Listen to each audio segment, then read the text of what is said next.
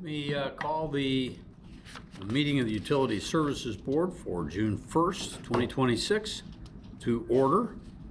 We have several good agenda items today, and let's get started with petitions and communications from the public. Yes, and if you'd like to come on up, you're welcome to come to the podium and state your name for the record. Good evening. My name is Mary Ann Fidei, and my husband and I have owned the property at 501 East Cottage Grove since 1992.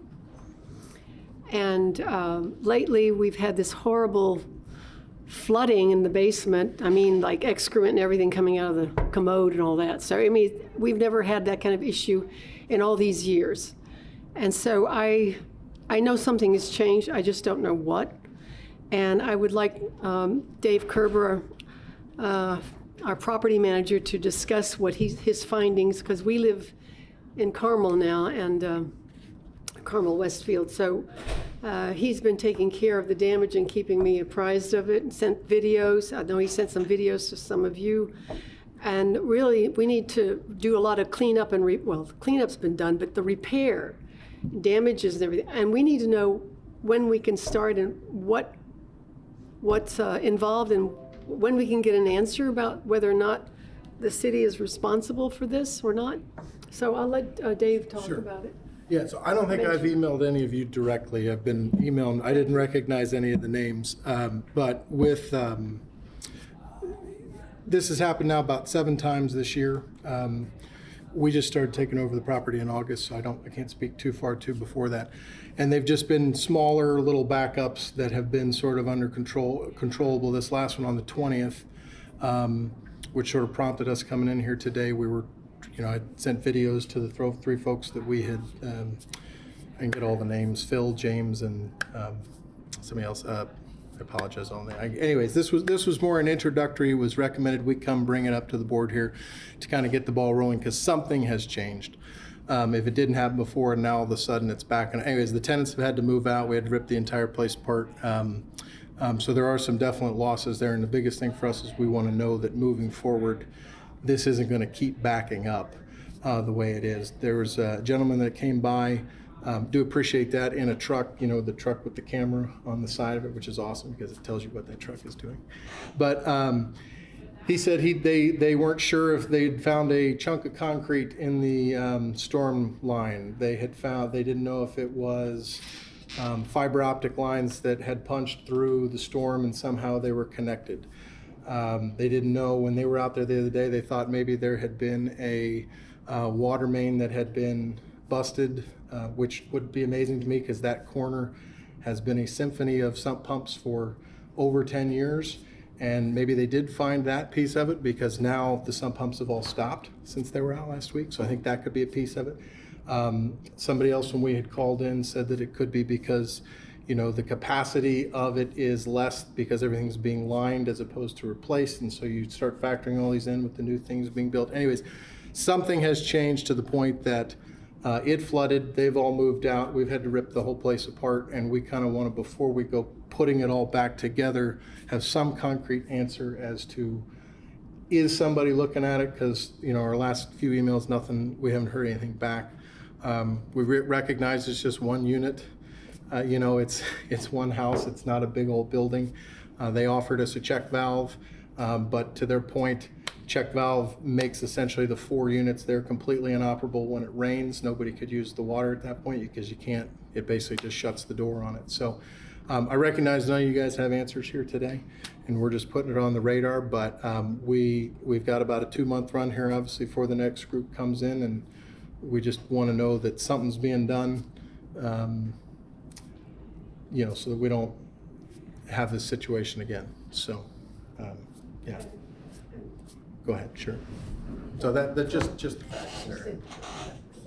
I also concerned about being compensated for this because it's not our fault. Everything in the house has been up to speed. We've done everything we're supposed to do, the plumbing and everything. So now it sounds like it's a city issue, but I just don't know. I just would like to know if we could be at least compensated for the damages, because they're getting up into the thousands now. And anyway, thank you for listening. Great. Yeah. We appreciate you coming by, because it's always good for us to be as responsive as we can to our customers, and sometimes for us to know where our issues are a good thing for the board. Mary Ann, could you spell your last name for me? I need to get that for the record. F is in Frank, Uh-huh. A-D like David, A-E like Edward, Okay. F-A-D-A-E. And David, what's your last name? Kerber, K-E-R-B-E-R. Okay. What's the address again, please? I got 501 East Cottage Grove. East, okay, Right, thank that's the you. rental property. Okay. Yeah, and it's a single-family home, or? Well, it's a single-family home that at some point in time, I don't know, you would know better than me, that there's efficiencies on the back of it, but, you Yeah, know, the essentially the original house is still there. Yeah. Just built on. But the previous owner, when we bought it, had already put 3 efficiencies, attached it to the back of the house. So essentially the kitchen window above the sink and all that was closed, Yeah. and 3 efficiencies backed on it. It's been there a while, it's not a new build. So, I mean, that happened when we bought it in 1992, so I don't know how much earlier he had done that, but that's how we found it. 501 East, what's the nearest cross street there? It's at Dunn and East South? Cottage Grove. Where? Dunn, Dunn. north, so just north of 10th Street. It's right on the corner of the intersection. Yeah. And I mean, there's a lot of challenge to it. You stand there, there's a hill coming down from all, you know, we don't know if it's that storm water is, I mean, you open the lid and it is a whitewater rapids in the sewer system. So either the sewer system is getting inundated with storm water, or people are pumping the water in there. I mean, it could be, I think it's probably a whole bunch of different factors, but it's definitely a big change from what it has been. You know, obviously they hadn't had this happen before, so. One thing something's that changed. could help is if you've noticed any particular events or times It that this. happens now pretty much anytime we get a rain of about an inch, I would say. And it does, I mean, again, that little spot, I think is just a natural drainage point. But to where, you know, it won't rain for 48 hours and those pumps are still, I mean, it's just every pump in that neighborhood is just pumping water into the streets. Well, you said it was affecting one unit, but have you confirmed Well, that I there's don't other know- issues in neighboring I don't know if properties, other or houses have any basements? have you so- spoken to any of the neighboring property owners about this? I know that a few months ago, Horn in the property next door, they were having, they were having plumbing issues. You know, the first thing we did, we had Paul Young Plumbing came out, they cameraed the whole thing, confirmed that there was first time we did it, we thought it was just a blockage, whatever. The next time it rained, it happened again. They came back out and they said, we put the camera down there, nothing in it, clear all the way. I mean, they ran the thing 100 whatever plus feet, couldn't find anything. They were into the main. So there's nothing jumping out as an obstruction. Like I said, the gentleman who had come out, and I wish I'd gotten his name, we had a lot happening that day, but that Friday after it happened, the 22nd, said that he had spent the day before and they were looking at camera and he couldn't tell if there was a random chunk of concrete that had gotten into the system that could be restricting flow. We had a number of laterals that were punched through with the whole fiber optics up and down 10th Street. It took about a year to, rear their head.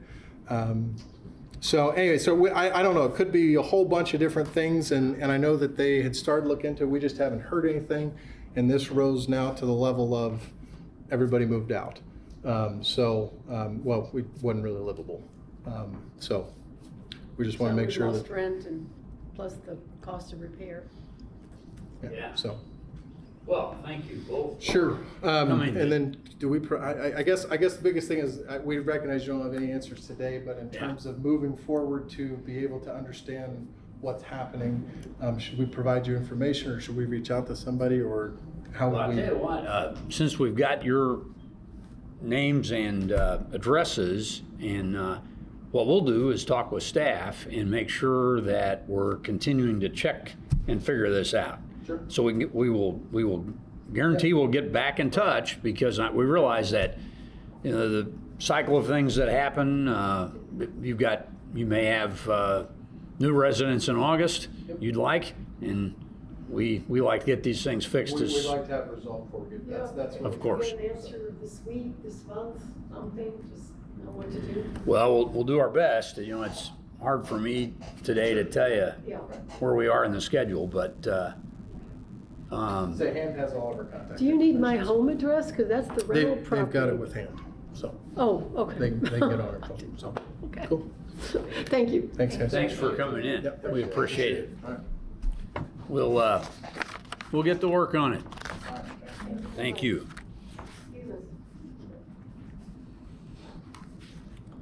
Okay, next item on the agenda is the approval of minutes from the meeting on May 18th. We had a chance to take a look at those. Rachel, you know, one thing might help us a little bit is I was reviewing them.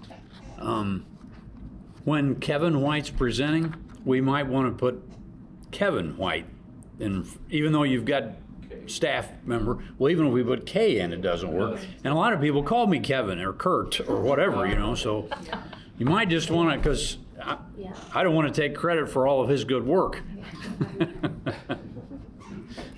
Might help a little bit, because years from now, we'll know the difference, right? I'll be doing something else, who knows where, right? Okay. Any other additions or corrections to the minutes?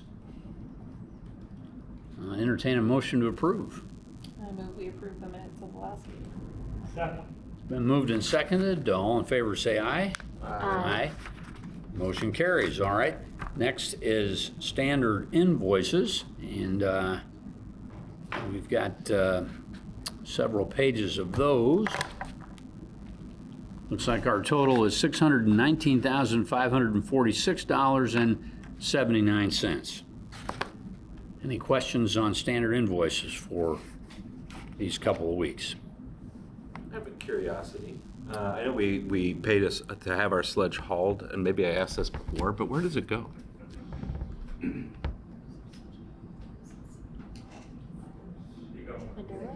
It goes to the Sycamore. Sycamore? Okay, yeah, that's what I thought. Thank you. And another one for fun. UV disinfection. Like, I've heard of that being used for like swimming pool water and things like that. Are we using this for wastewater, drinking water systems, or all the above, or It's for wastewater at Okay. Blucher Pool. just to like help clean up effluent? Yes. Or, okay, cool. Thanks. Before it gets discharged. Yeah. Yes. Thank you. All right, good questions. Any We were other? just looking up where Sycamore landfill, so, Terre Haute, Pimento, yeah, That's where all of our trash goes. okay, thank you. That's a long haul. Okay, other questions for standard invoices? I move that we approve the standard invoices. Second. Okay, been moved and seconded. Any further discussion? All in favor say aye. Aye. Opposed? All right, motion carries. Next is utility bills. And looks like our total utility bills for this pay period is $20,000, $20,425.39. Any questions? All right. I move that we approve the utility bills. Second.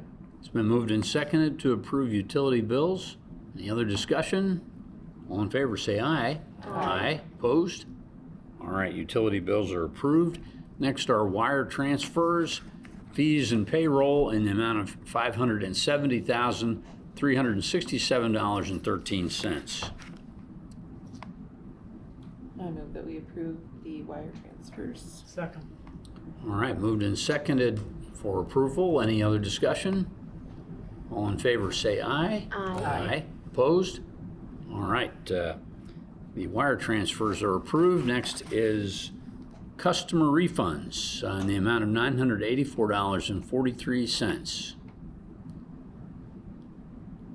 I move that we approve the customer refunds. Second. Okay, it's been moved and seconded to approve customer refunds. Any other discussion? All in favor say aye. Aye. Opposed? All right. Refunds are approved. Next on our agenda is the approval of consent agenda items, and we'll ask our director to give us that rundown. Good evening, I'm Catherine Sager, Utilities Director. I'm presenting tonight's consent agenda totaling $43,487.25. First contract is with Set Environmental, Inc. for $8,393.62 for the transportation and disposal of two 275-gallon totes of hydrofluorosilicic acid at Monroe Water Treatment Plant. Next is with Crown Equipment Corporation DBA Crown Lift Trucks for $4,429.63 to modify the Crown fork truck tilt at the Dillman Wastewater Treatment Plant. Next is with First Appraisal Group, Inc. for $2,500 for Copper Beach Lift Station appraisal.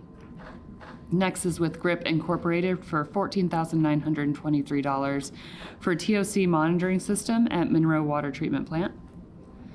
And next is with Grip Incorporated for $13,241 for water quality monitoring analyzers for basins 1 and 2 at the Monroe Water Treatment Plant. Is there any member who wishes to consider one or more of these items individually? Hearing none, if there is no opposition, these items will be approved as recommended by staff. Hearing no opposition, the consent agenda is approved. Okay. Consent agenda is approved. Next item on the agenda is the requesting approval for an on-call service agreement with Marshall Security, LLC. James Hall. Hi, James Hall, Assistant Director of T&D. This on-call agreement is with Marshall Security, but they do more traffic control. They have traffic control devices and things of that nature. And so we're just looking to have an on-call vendor that we can go to without having to do a contract every time to kind of rent some of that stuff. We keep some of it in-house, some of it disappears, and so we have to get new stuff, and sometimes we need items that we may not really want to purchase and need someone to come out and set up. So that's what this is about. So James, this is for temporary equipment as opposed to personnel. Correct, and they set it up too. They set up the systems as well. Okay. All right. Any questions for James on this agreement with Marshall Security? All right.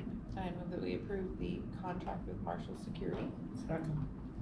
It's been moved and seconded to approve the on-call service agreement with Marshall Security. Any other discussion? All in favor say aye. Aye. Aye. Opposed? All right, motion carries. Thank you, James. Next, and you're staying right where you are, for the approval of an on-call service agreement with Grace Ann Flanagan, doing business as Dirt Hounds Excavation, LLC.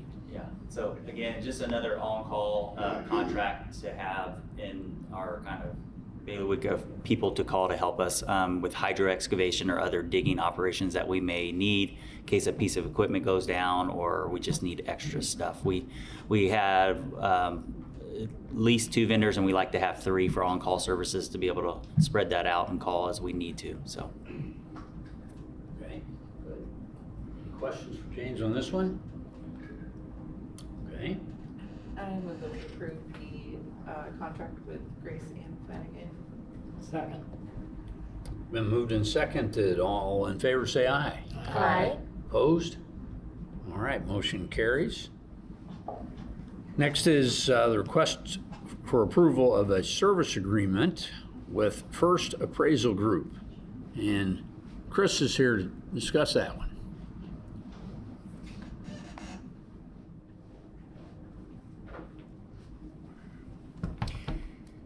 Good evening, Chris Wheeler with City Legal, and this item before the board is for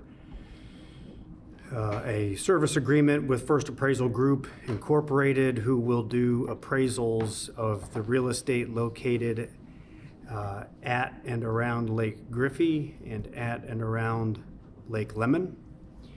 It's a first attempt at trying to get a professional appraisal done to determine what the value of our real estate is out at those lakes. Just to understand what we own, primarily, and then it very likely will inform the utility department and this board on what steps we may take in the future with regards to our ownership of those lakes. Primarily because we do not use them anymore as a water source, and so it's hard to continue to justify ownership when it really isn't providing any benefit to our customers. We continue to incur expenses in managing those properties, and those expenses are becoming challenging for us to justify, I think. It's quite possible that we may ultimately decide that we want to keep those water sources just in case as an emergency backup, but at the moment they're not even a viable emergency backup. So step one we thought would be to determine what we think the value of the properties are, at least to have an appraisal done so we can get a ballpark figure, and then come back to the board and discuss more detailed what it is we think we might like to do with the properties. So that's the main reason behind this contract. It is for both lakes, and we would ask the board to approve this agreement so that we can move forward. Thank you, Chris. If I remember correctly, we, of course, own the bodies of water, but do we own parcels that surround those bodies as well? Does it include those? Does this appraisal include those parcels as well? It includes the dry land and the lake bed. Okay. Yeah, so we're trying to be very all-encompassing with the properties that we do own. Well, we appreciate it since we've been talking about doing this, so we're getting there. Questions? More questions for Chris? Yeah. When you present the findings on this, assuming we approve it, can you also bring the information on like what are our costs ongoing related to maintaining those properties? Yes, I'm not sure. That might be a Matt Havey task. Anyone So, really. but yeah, I guess it's not a question for yeah, you. we but will. That would be helpful. Staff has heard your request, and we'll try to make that be part of the overall presentation. Certainly, we're going to want to know those things, right, as we're trying to decide what's best for the utility moving forward. A lot of pieces to this one, including the interest that Parks and Rec has. Including the interest that Parks and Recs has, yes. Yeah. All right, other questions, discussion? All right. I move that we approve the contract with First Appraisal Group. Second. Moved and seconded. Any other discussion? All right, all in favor say aye. Aye. Opposed? Motion carries. Thank you. Thank you. All right, item 9 on our agenda is to request approval of the amendment to the agreement with Electric Plus Incorporated. And Shane Ira is here. Hello, Shane Ira, Monroe Water Treatment Plant Superintendent. So this item is for the amendment to the contract for Electric Plus. Basically, we found out that the original generator we rented was a little too small. So we're gonna have to go with a bigger unit, and it's gonna add another $5,000 to So For the Shane, cost. to clarify, this was the exercise you were planning to do a few weeks ago. Right. But when you got ready to do it, you found out you needed a little bigger generator, yeah. bigger stuff to make this work. Yes, sir. Okay. And so we have a new total to get to that bigger piece of Right. equipment. Yep. Okay. Basically, yep. Questions for Shane? All right. Oh, actually, do we have a new date for this? I guess Yeah. it depends on the availability of everything. Tentatively June 10th. Okay. So next week, but we still don't have all the pieces in order. There's a lot of like Duke and Potomac and our guys. We all got to get together to get a date, and that depends also on if there's a bunch of storms. So if there's storms, then Duke, their schedule gets pushed back, and then we kind of fall to the wayside. So, but a lot of moving parts. Yep. Thanks. Thank you. That's a good thing to do. Keep at it. Right. Appreciate it. All right. Anything else? All right. I move we approve the contract with Electric Plus. Second. It's been moved and seconded. Any further discussion? All in favor say aye. Aye. Opposed? All right, motion carries. And item 10 is approval of the memorandum of understanding between CBU and City Engineering. Assistant Director Peden will join us. Good evening, Phil Peden, Engineering. So this is a MOU with City Engineering for the South Rogers Street project. They're moving forward with, but I think due to some of their funding limitations that they couldn't do all this stormwater. It's kind of an optional possibility for this location. It's at Dodds and Rogers, where there's been some ongoing storm issues with that northeast property corner there. And so we had the opportunity to add it to their project under their design and construction, and it made sense. So that's what the MOU is, to cover the cost of that additional storm sewer. 2 new inlets and 130 linear feet of storm sewer pipe. And the paving to go with it? Yeah, so you got all the incidentals with that too, curb, pavements, that all comes with it, yeah. Okay. Questions for Phil on this one? Okay. I move we approve the MOU between CBU and City Engineering. Second. Thank you. It's been moved and seconded. Do we approve this MOU? All in favor say aye. Aye. Opposed? Okay, motion carries. Thank you. All right, hey, the annual 2026 Water Quality Report is next on our agenda. And Justin is here to go through it with us. Justin Messer, Water Quality Coordinator. Okay, cool. So last year, as you may remember, we went through a resolution that I would get to volunteer to come here and present the water quality report yearly. So one thing I just want to point out before we start this is the 2026 water quality report, but all this data that is in this report is from 2025. So this is encompassing from last year. And I will say, moving forward, 2027, they are changing this a little bit. So this will be released twice a year instead of once a year. So it'll just kind of shorten that gap between when we collect the data and then when it's presented to our customers. So every utility across the country is required to do this. And this is just as a transparency thing. So everybody that's drinking water from a public utility knows what's in the water. And then they can make their decisions based on any health issues they have or what they deem responsible for their family. Noted on here, I do want to jump back just because I have these in my office and it's always kind of cool to look at. Just started in 1998 when they passed the CCR regulations, or the Consumer Confidence Report regulations. So the first one came out in 1999. So I have a copy of these in my office, which is always kind of fun to look back through. So that's our very first one there in 1999. You may be wondering if we paid an actor to be in that picture. That is not. That is our chemist, Craig Abbott, who is still with us as our chemist. And I just want to give Craig a shout out because he has helped with these reports since they started in 1999. He does a great job with collecting data throughout the year, doing the sampling as part of the sampling schedule, and then providing that information for this report.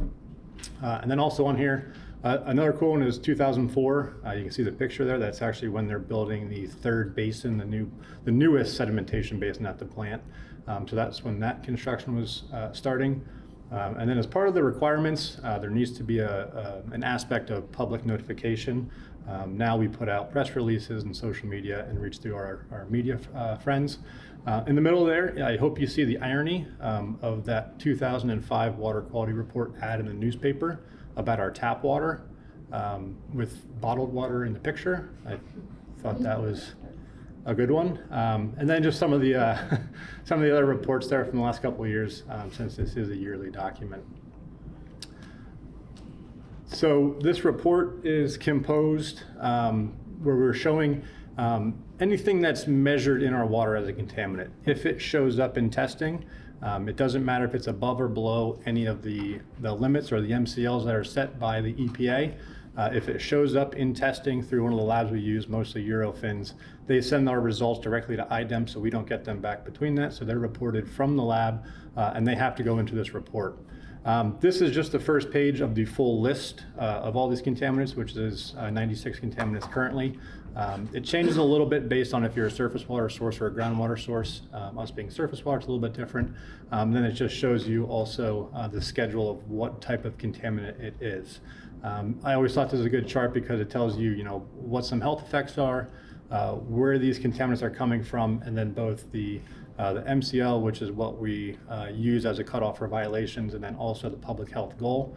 I've never understood why the public health goals are not all zero, but there is a treatment aspect in that and a monetary aspect in that they have to set something that's feasible for utilities as well.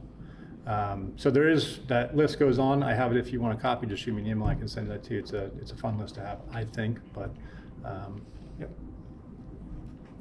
So this is just going back to the resolution that we passed last year, why I'm here and what we're going to chat very briefly about.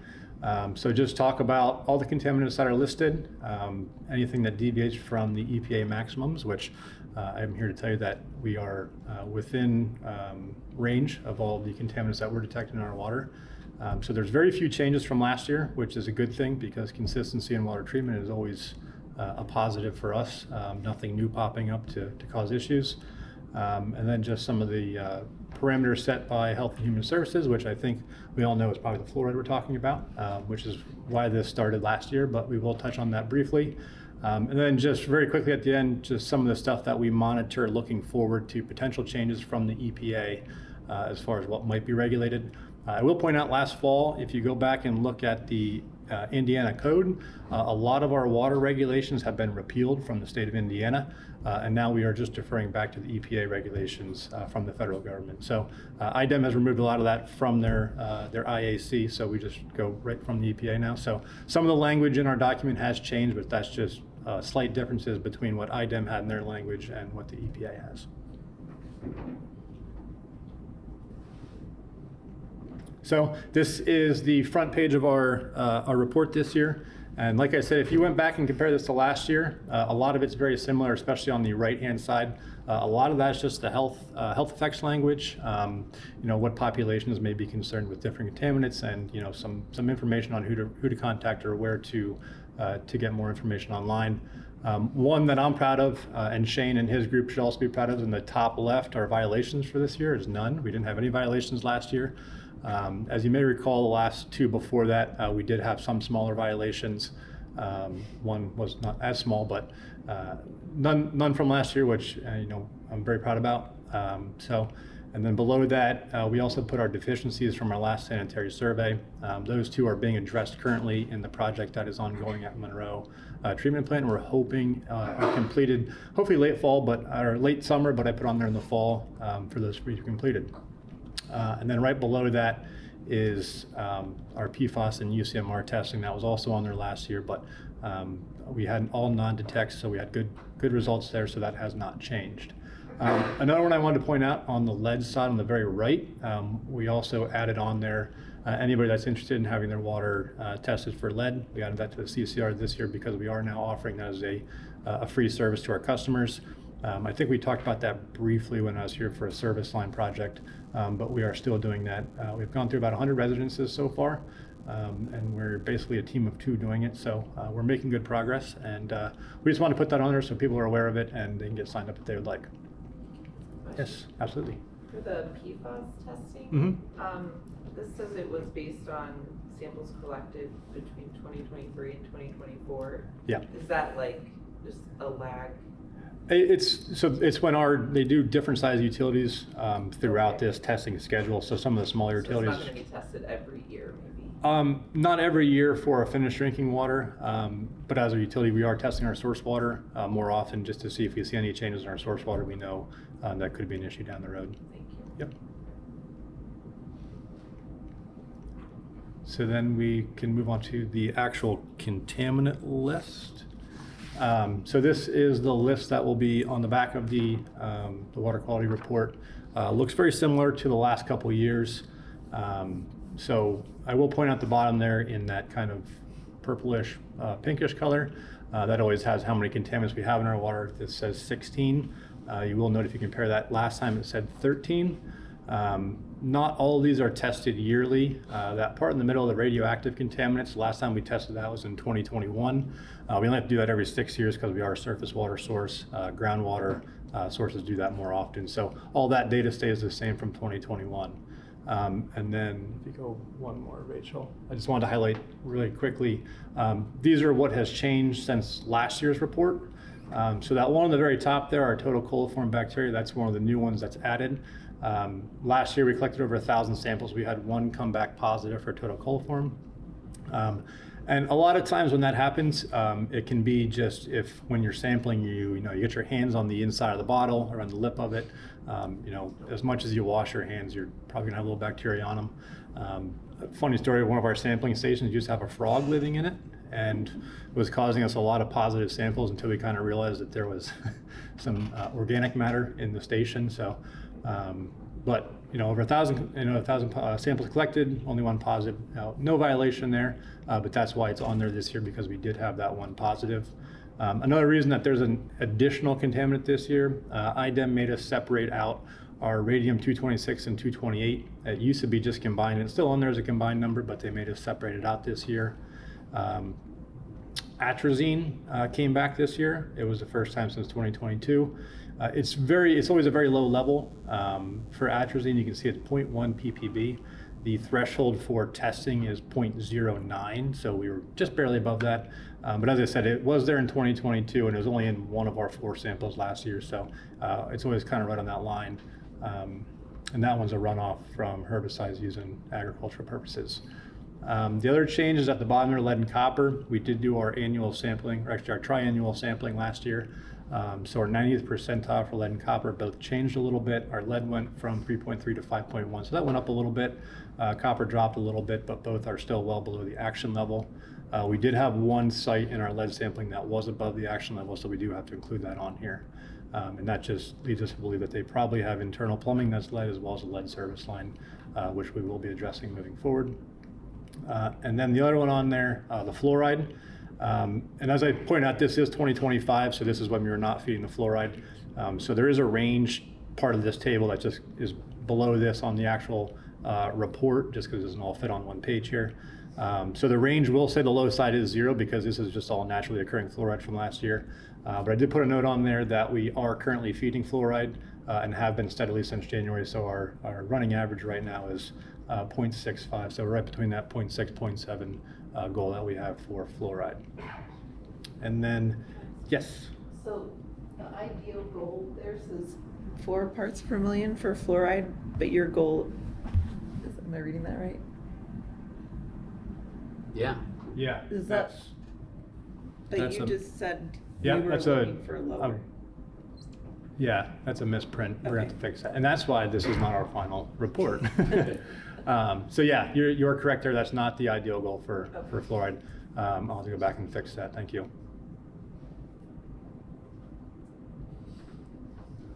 All right. So we're in range for the ideal goal for fluoride.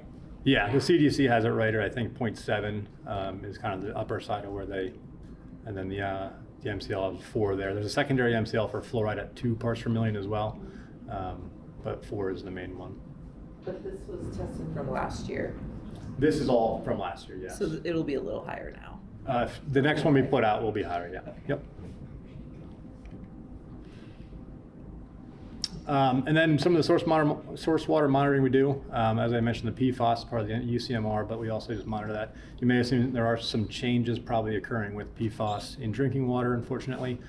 They're cutting back some of the regulations from what was proposed. and also pushing the deadline back, which pushing the deadline back will probably help some utilities. Perchlorate's another one that's on the EPA's radar. We were just trying to test that to get ahead of that. We are well below the lowest threshold that they might implement for that. And then microplastics is another one that we're looking into testing because it has been about 4 or 5 years since we've done that. And then cyanotoxin, I just put that on there because we do that yearly just because of the algae blooms. And as you know, blue-green algae can be an issue. So, and with that, if you have any questions or comments, I will be happy to hear. I think the water looks really tasty. It's really good. Is there anything here that keeps you up at night or concerns you? From the contaminant standpoint, no. Lead and copper, that rule always keeps me up a little bit, just the more I think about it. But Well, with the lead going up slightly, is that basically a byproduct of what service connections you decide to sample each year? And then that's just where your 90th percentile is, right? yeah, so I had to go back through this past year and update all of our sampling locations. Previously, the same locations had been being used over and over, which was part of the rule. But a lot of those had seen service upgrades or internal plumbing upgrades, so they were just naturally going to have lower concentrations. So we had to go back through and meet all these tier 1 sites again. How many do we have to sample service connections for lead of a system this size? I might have asked you that before.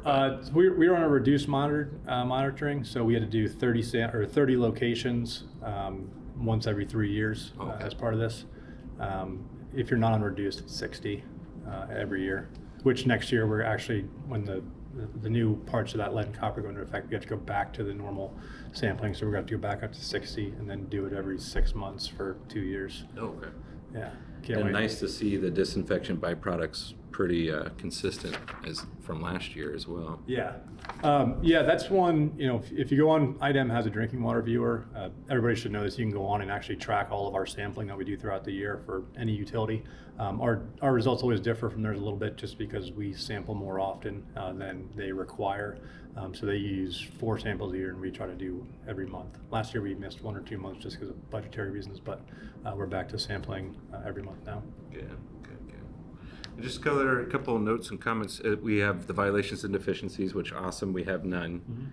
Mm-hmm. Deficiencies of what? Is that from like IDEM inspection, a certain Indiana administrative code that they look at, and so that came up in that inspection? That was from 2023. And 2 of those are the backwash tank at Monroe. There's an overflow port that comes out. Mm-hmm. Right now, when it comes out of the tank, it doesn't come all the way to the ground. It has to be within 12 to 18 inches of the ground and be screened at the bottom. So it just needs to be extended down to the ground. And then we have to put a secondary backwash pump in just in case something happens to the primary backwash pump. Oh, great. And I believe we have that pump on site or soon to be on site. Yeah. I don't know if it'd be helpful just for the public reading that too to maybe explain, what those are violations or deficiencies of. I mean, I think it's kind of implied in the intro there as well. But and then I love the fact that at least historically we've not had PFAS detected. I think it's great that we highlight that. Is that a requirement that we would highlight that too if we tested for it under the? Yeah. So the UCMR rule, that's a requirement now to be on this document, which included I think 32 different PFAS contaminants as well as lithium. But I think that's something that we should definitely highlight. The public should know, and I don't know if it'd be helpful to. Sometimes I hate using it, but calling it forever chemicals or something in the headline, so that maybe people put that connection to that. Not that, if you use per and fluoroalkylonic acid or whatever it is, it might be quite long, but excellent job. Thank you so much for doing what you do. Any questions? Other questions, comments? Justin, you mentioned that the state deleted some requirements, so we now lean on the federal requirements. Yes. Which were more favorable for the consumer, the states or that are no longer around, or the in Indiana, they were basically the same anyways. There was just some language differences in them, but as far as the actual contaminants go, they're identical. Some states do have more stringent guidelines or regulations for drinking water. But the EPA rule is you can make them more stringent, you just can't make them less stringent than the federal government. So some states that have particular contaminants that are of issue, they might lower those a little bit. Indiana just kind of, they've always kind of followed the federal government's lead for these, but they just said no more confusion between the IAC and the EPA code, so they just got rid of it. So there wasn't a decrease in standards there? No. Okay. No, just a change in language, basically. Great, thank you. Yep. Any other questions? Well, thank you. Yes, I absolutely. appreciate this and appreciate your continued work on all this. Thanks for your time. It's obviously a top priority for us to make sure that we're in excess of the requirements, right? I agree. And I will point out, nationwide, the average contaminants is around 25 in utilities drinking water, so we're well below that. 25 Contaminants on their list. Contaminants, yeah. And I think Kat mentioned to me that a lot of other municipalities have PFAS problems, and we don't. No, just don't go talking about our water being too good to like Indy, because they're going to want to come down and take it. So we have very good we have very good source water. Yeah, just tell them the algae is a big issue. Keep them away from that. Yeah, they've Indy has suggested they could be a customer before. Yeah. Okay. Thank you. Yeah. All right. Is there any old business from the board?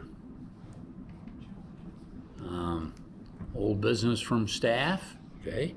New business from the board? Yes, Jim. Yeah, could I ask that maybe at the next meeting or at the first meeting where you have information, that you communicate to us anything new about the property on Cottage Grove? Certainly. Great, thank you. Anything else from staff? Did I ask that? New business from staff? We good? All right. I don't think we had any subcommittee reports since last meeting. Staff reports. Yeah, Justin Mescher, who just presented that annual water quality report, received his DSL license. And Alan Christie and Josh Wathen and T&D earned their water collection licenses. And that is our staff report. Great. Thank you. Good deal. Any other petitions or communications from the public? Anyone else in attendance? Okay, I think that wraps up our meeting. We'll stand adjourned.